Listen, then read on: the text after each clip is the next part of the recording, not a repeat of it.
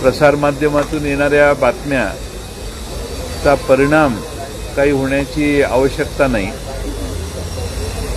या संदर्भात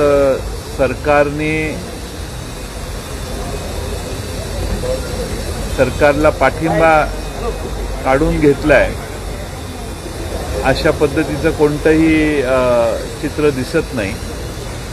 आमदार गेलेले आहेत, गोहत्तीला जाऊन राहिलेले आहेत. याच्यापेक्षा याला वेगळं काही महत्त्व आहे असं वाटत नाही. जयंत पाटील साहेब, या 12 जणांकडनं कायम राष्ट्रवादी असो किंवा काँग्रेस असो यांच्यावर आम्हाला संगत नको आहे, आम्हाला भाजपसोबत जायचं असं वारंवार बोलून दाखवलं जातं. आपण कसं पाहताय? कोण म्हणतंय? जे 12 आमदार आहेत त्यांच्या बरोबरचे एकनाथ शिंदे आहेत ते प्रामुख्याने म्हणून दाखवतात. असं आम्ही प्रसारमाध्यमात पाहतोय. त्यांची सांगतात शेवटी वेगळं व्हायचं असेल काही कारणं द्यावी लागतात आणि त्याप्रमाणे कारणं देतात. आता राष्ट्रवादी देखील कारणं देऊ शकते. आम्ही अशी कारणं देत नाही, कारण शेवटी असं आहे की सरकारमधून बाजूला होण्यासाठी किंवा महाविकास हे चुकीचं आहे असं मला वाटतं. पण 39 आमदार जे आहेत त्या 40 आमदारांनी असं म्हटलंय की मेजॉरिटी आमदार आमच्याकडे असल्यामुळे आमच्यावर कुठल्याही प्रकारची कारवाई उपाध्यक्ष करू शकत नाही. कायद्याच्या दृष्टीने तुम्हाला काय वाटतंय? नाही, उपाध्यक्ष श्री झिरवाळ साहेबांच्याकडे अशा प्रकारचे कागदपत्र देण्यात आलेली आहेत असं मला कळलं. त्यांनी त्या बाबतीत काय कारवाई केलेली अजून माझ्याकडं माहिती नाही. ते सकाळी नाशिकच्या दिशेने गेलेले होते पण ते परत आलेले आहेत असे माझी माहिती आहे. त्यामुळं कायदेशीर योग्य ती पावलं तरी टाकतील असा मला विश्वास आहे. पाटील साहेब, एक सरळ संख्या झाली एकनाथ शिंदेबरोबर. आता राष्ट्रवादीकडून टेक्निकल टॅक्टिक्स वापरून म्हणजे उरलेले आमदार काँग्रेस आणि राष्ट्रवादी मिळून उपाध्यक्षांच्या माध्यमातून टॅक्टिकल मूव्ह करताय तुम्ही सरकार वाचवण्यासाठी.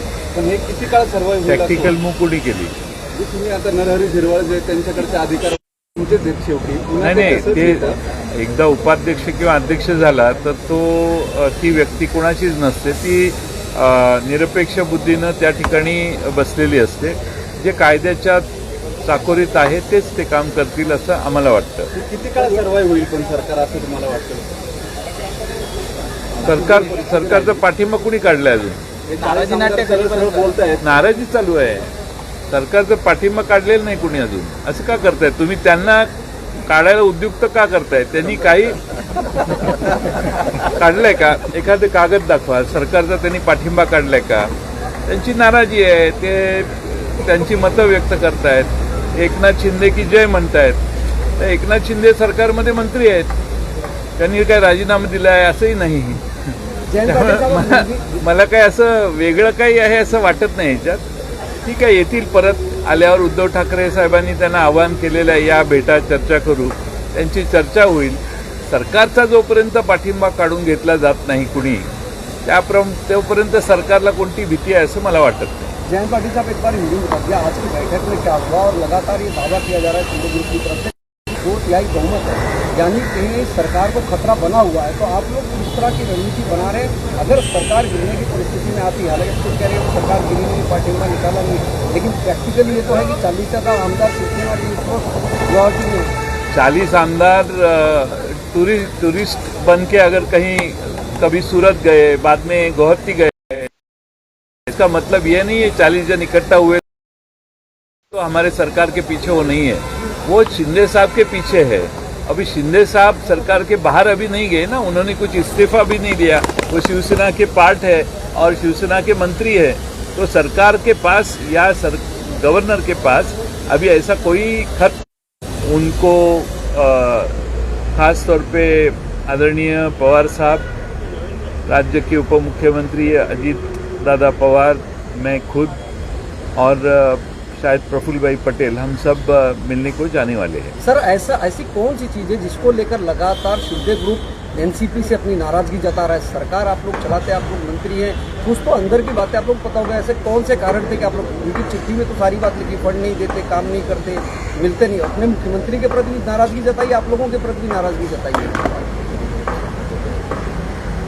शिंदे साहब ने महाराष्ट्र में अलग अलग शहरों को पैसे दिए। वो पैसे देते वक्त यानी निधि दिया सरकार के माध्यम से, उसमें बहुत विषमता थी, तो भी हमने कभी तकरार नहीं की। हमारे साथ जो साथ में बैठते थे, कभी उन्होंने कोई ऑब्जेक्शन नहीं लिया। अगर वो हमें बोलते कि हमारी नाराज़गी है, तो शायद हम उनकी नाराज़गी दूर करने में राष्ट्रवादी कांग्रेस और कांग्रेस दोनों उनको मदद करते। लेकिन सरकार छोड़ के जाना और बाहर जाके वापस कहना कि ये दोनों पार्टियों ने हम पे अन्याय किया, मुझे लगता है कि ये ठीक नहीं है और हमने कुछ उनके ऊपर कहीं अन्याय किया है, ऐसा मुझे नहीं लगता। वो लेटर आपने भी पढ़ा होगा, लेटर में उन्होंने 40 मतलब पूरे विधायकों की तरफ से, जो भी अभी तक वहाँ पहुँचे उनकी तरफ से उनका कहना था कि एनसीपी के नेता मंत्री सीएम तक रीचेबल थे, लेकिन हमारे नेताओं को, मंत्रियों को, विधायकों को सीएम से मिलने लोग सीएम तक पहुँच रखते हैं, कहने मतलब बतौर देखो, उनकी सुनवाई नहीं। शिवसेना पार्टी कैसे चलती है, जो शिवसेना में काम करते हैं हर शिवसैनिक को पता है हाथोश्री पे जाके कैसे मिलना होता है, कैसे है उनकी प्रोसीजर है, उनकी कामकाज करते थे। अब ये कोई नया नहीं है, शिवसैनिकों को ये पता है कि कैसे उनका पक्ष में कैसे कामकाज चलता है। ये कोई नई बात नहीं है कि जो बता रहे हैं कि सामने बैठ के अगर वो उनको बोलते तो शायद मुझे लगता है वो उनका समाधान कर सकते थे। आप खुद मतलब आप भी मान रहे कहीं ना कहीं उन लोगों का मुंह जो दिख रहा है वो सीधे तौर पर दिख रहा है कि वो छोड़ने के कगार पर खड़े हैं। एक सवाल, दूसरी चीज, आपको खुद लगता है कि सरकार बचेगी? इतना क्राइसिस चल रहा है, बार बार उद्धव ठाकरे ने एक अपील की, आज भी भावनात्मक मेरा आपके सवाल को ही सवाल है कि सरकार है, सरकार अगर एमएलए गए तो सरकार जाएगी। एमएलए तो साथ में है, वो सिर्फ गुवाहाटी गए, मुंबई में आने दो ना उनको। लेकिन विधिमंडल करते हैं, आएंगे, बैठेंगे, सभागृह में आएंगे, सभागृह में आके अपनी राय रखेंगे।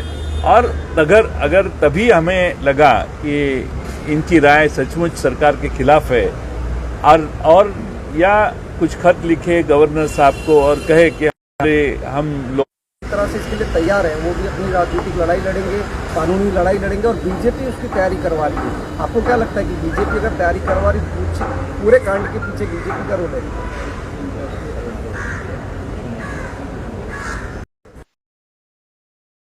हमारे जो उपसभापति तो नरहरी झिरवल साहब, आज सुबह ही मैंने उनसे बातचीत की, जो नासिक के रास्ते पे थे, वो वापस आए। मुझे लगता है अभी कार्यालय में रहेंगे शायद। और ये जो भी ऑब्जेक्शन्स आहे, जो कसा बघतो, मी एकदा मागेही सांगितलेलं होतं नारायण राणेंच्या विधानांच्याकडे। पवार साहेबांचा विधानसभेत, लोकसभेत, विधिमंडळाचा जो अनुभव आहे, त्या अनुभवातून पवार साहेबांनी सभागृहात विधानसभेचे सदस्य आल्यानंतर ते काय करतात याला जास्त महत्त्व आहे, हे सांगण्याचा काल इथंच बसून आपल्याला प्रयत्न केला। त्याच्यावर नारायण राणेंनी घरी जाता येणार, आम्हालाही येतं, काही अडचण नाही, पण लोकशाहीमध्ये गुंडगिरी आणि अशा गोष्टी करणं हे योग्य नाही। आता काही लोकांच्याकडून अशा अपेक्षा करता येत नाहीत आपल्याला, त्यामुळं आपण ते जे बोलतात त्याकडे जास्त गांभीर्याने बघणं आवश्यक आहे असं मला वाटत नाही। नारायण राणेंना उत्तर आम्हीही देऊ शकतो, पण मला वाटत नाही की ज्या पद्धतीने आणि ज्या पातळीवर जाऊन भाषा वापरली जाते आहे, पवार साहेबांच्या सारख्या देशाच्या एका मोठ्या नेत्याला अशा पद्धतीनं बोलणाऱ्या नारायण राणेंना किती वेळा पवार साहेबांनी त्यांच्या संकट काळात सहकार्य, पाठिंबा, आधार देण्याचं काम केलेलं आहे।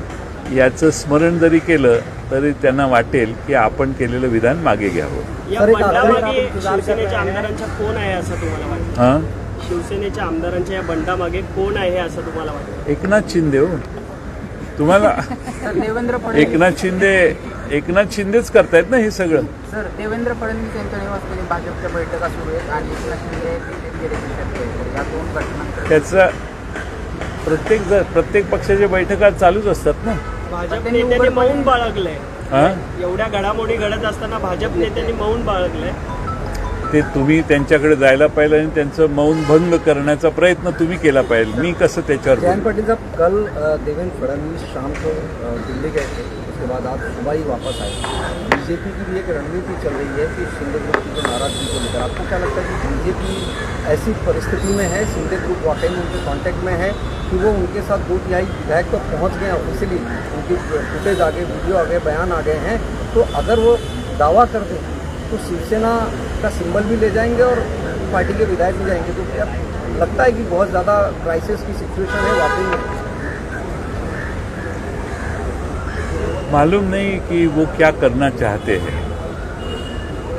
अभी फिलहाल तो उन्होंने ऐसी कोई बात नहीं कही कि शिवसेना छोड़ के वो गए हैं, लेकिन वो नाराज़गी जताते हैं, बार बार जता रहे हैं, वीडियो क्लिप्स भेज रहे हैं और वो असंतुष्ट है. ये तो अभी जाहिर हुआ है.